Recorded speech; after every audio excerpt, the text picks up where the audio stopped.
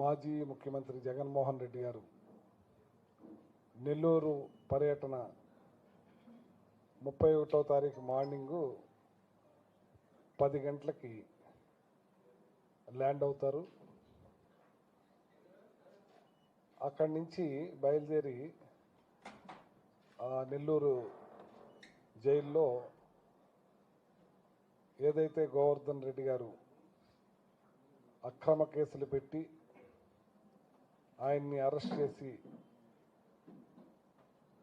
ఒక కేసు తర్వాత ఒక కేసు పీటీ వారెంట్లు వేసి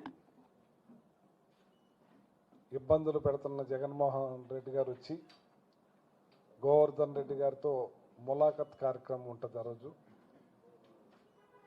10:30-11 గంటల మధ్యలో.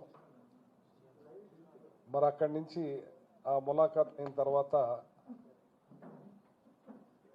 నల్లపరెడ్డి ప్రసన్న కుమార్ రెడ్డి గారు ఇంటికి, ఏదైతే ప్రసన్న కుమార్ రెడ్డి ఇంట్లో దౌర్జన్యకాండ చేసి ఆ ఫర్నిచర్ అంతా కూడా విధ్వంసం చేసి ఇల్లునంతా విధ్వంసంగా దుర్మార్గంగా పగలగొట్టి ఎవరో లేని టైంలో ఆవిడ ఒక్కావిడే పెద్ద ఆవిడ ఉన్న టైంలో భయభ్రాంతులకి గురయ్యే విధంగా నెల్లూరు చరిత్రలో, రాష్ట్ర చరిత్రలోనే ఎప్పుడూ ఎక్కడ జరగని విధంగా ప్రతిపక్షాలు, పాలకపక్షాలు రాష్ట్రంలో ఎన్నోసార్లు మారుతూ ఉన్నాయి, వచ్చినాయి. ఈవెన్ రాయలసీమలో కూడా ఎప్పుడూ జరగని విధంగా ఈ నెల్లూరు జిల్లాలో